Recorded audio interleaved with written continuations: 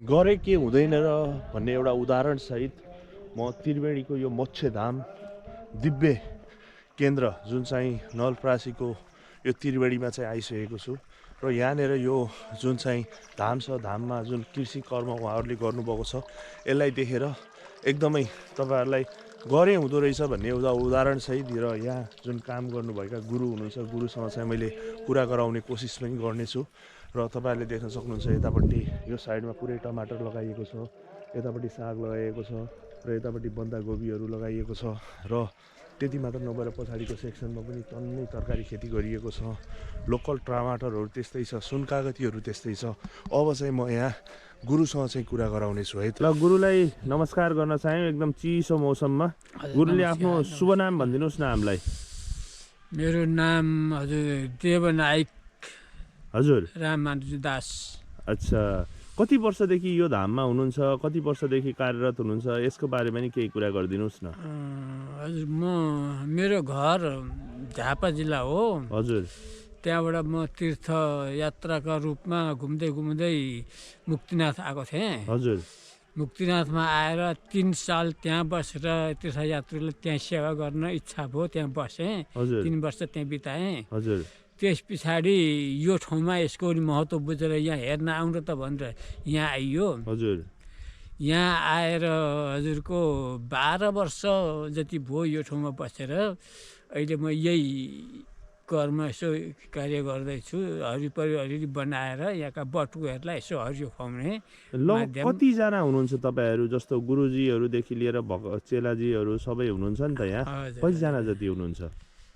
जम्मै मोटामोटीमा अहिले हजुरको त्यो 75 जना जति छौँ होला। अनि लगभग कति क्षेत्रफलमा तपाईँहरूले यो तरकारी खेती गर्नुभएको छ? एकदमै राम्रो छ हेर्दाखेरि।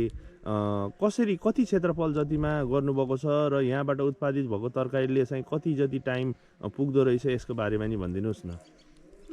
यो क्षेत्रफल भने त हजुरको कम्ती नै छ, त्यही 5-7 कट्ठा जति होला। हजुर, यसको उसले 1-1.5 महिना त्यस्तै कोही कोही बेला सुक्खा मौसममा 1-1.5 महिनासम्म चाहिँ अरू बाहिरीबाट खरिद गर्नुपर्छ, नत्र भने भ्याउँदैछ यसैले भ्याउँछ। हजुर। के लगाउनु भएको छ? यो तपाईँको जुन गार्डन छ यो एरियामा चाहिँ लगभग तरकारी के कुराहरू चाहिँ यहाँ हामीले देख्न पाउँछौँ?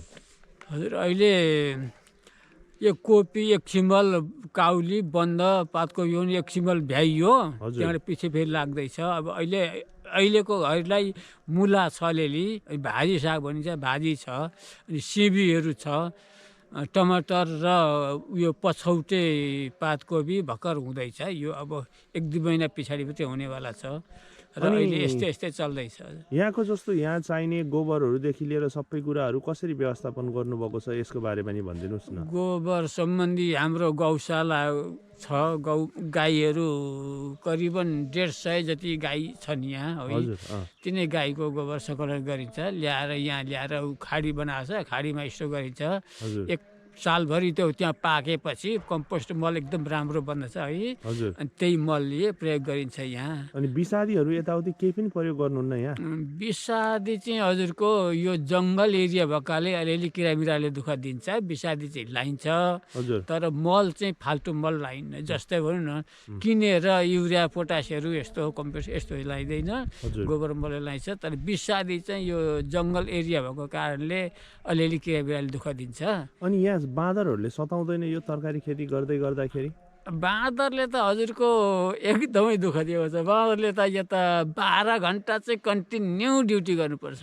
राति आउन्न, जस्तै बिहान उज्यालो भएपछि बेलुकाको साँझको समयसम्म पुरै ड्युटी नै गर्नुपर्छ। बाँदरको लागि चाहिँ साह्रै नै कठिनाइ छ यो जोगाएर उपलब्ध लिनलाई। यो धाम चाहिँ के धाम भन्छ र जस्तो यो कुन जिल्लामा पर्छ यसको बारेमा पनि थोरै कुरा खुलाइदिनुहोस् न यो हेर्दै गर्दाखेरि। हजुर, यो धाम हजुरको यो अब अहिले छोटकरी भन्दा चाहिँ गजेन्द्रमोक्ष दिव्यधाम भनिन्छ है। गजेन्द्र हात्तीलाई चाहिँ नै भगवान नारायणले आएर गोहीको प्रकोपबाट मोक्ष गरेका कारणले गजेन्द्रमोक्ष नामकरण छ यो मन्दिरको है। र यो नवलपरासीको नवलपरासी थियो तर अहिले नवलपुरमा परिणत भएर नवलपुर जिल्ला लुम्बिनी अञ्चल भनेर भनिन्छ। हजुर हजुर हजुर। अनि जस्तो यहाँ काम गर्नको लागि बाहिरबाट मान्छेहरू ल्याउनुहुन्छ कि यहीँको भक्तजनहरूले गर्नुहुन्छ कि यहीँभित्र पढ्नुहुने जुन विद्यार्थीहरू हुनुहुन्छ उहाँहरूले यो कृषि काम गर्नुहुन्छ के छ यसको बारेमा नि भनिदिनुहोस्। यो विद्यार्थीहरूलाई यहाँ संलग्न दिएको छैन, उनीहरूले यो तरिकाबाट पुर्याउनन् है। उनीहरूको छुट्टै यसो बिहान बेलुका 1-2 घन्टा छुट्टै कार्यक्रम केही हुन्छ। यहाँ हाम्रै कर्मचारी छन्, 2-3 जना कर्मचारी पालेको छ मन्दिरले। हजुर। यिनी कर्मचारीको सहयोगबाट यो उपलब्ध हुन्छ, लाग्छ, गोडमेल हुन्छ। हजुर। अनि जस्तो यो जुन कृषि काम गर्दै गर्दाखेरि यहाँको स्थानीय सरकारले अथवा अरू कुनैले चाहिँ यहाँ केही उपकरणहरू निःशुल्क दिएको, अनुदानमा दिएको त्यस्ता कुराहरू छ कि छैन त गुरु?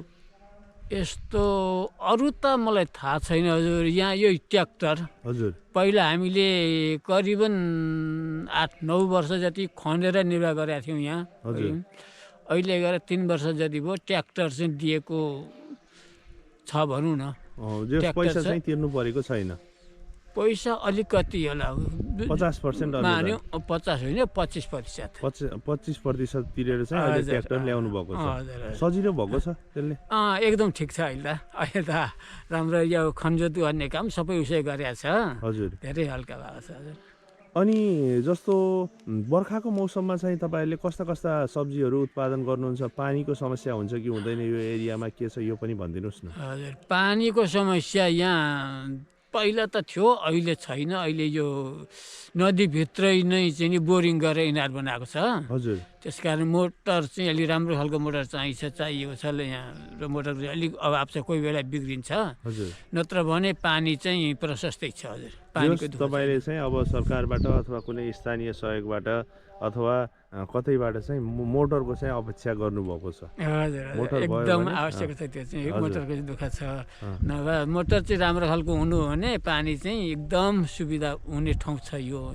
पहिला दुःख थियो, अहिले चाहिँ कागतीहरू पनि लगाउनु भएको रहेछ।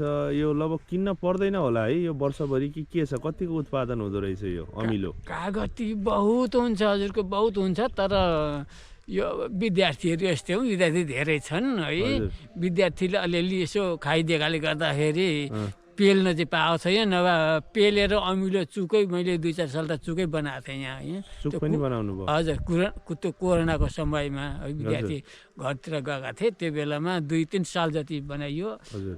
अहिले 2 साल जति भयो पेलेको छैन। हजुर। तर बाँदरको हेर्नु होला हजुरले पनि है, कति छन् बाँदर चाहिँ। बाँदर सबै बाँदर है यो एरियामा हो। हुन्छ गुरु, हजुरलाई धेरै धेरै धन्यवाद। आफ्नो महत्त्वपूर्ण समय हामीलाई दिनुभयो, केही 2-4वटा कुरा कृषिको बारेमा भनिदिनु भयो। यसको मतलब गर्न खोज्यो भने चाहिँ जस्तोसुकै भूमिमा पनि हामीले उत्पादन गर्न सक्छौँ। सकिँदो रहेछ भनौँ न हजुर। यहाँ हुँदैछ। हजुर, यहाँ हुँदैछ। लागेको कुरो चाहिँ अहिलेसम्म राम्रै भएर फसल भइरहेछ। हुन्छ गुरु, हस्, नमस्कार।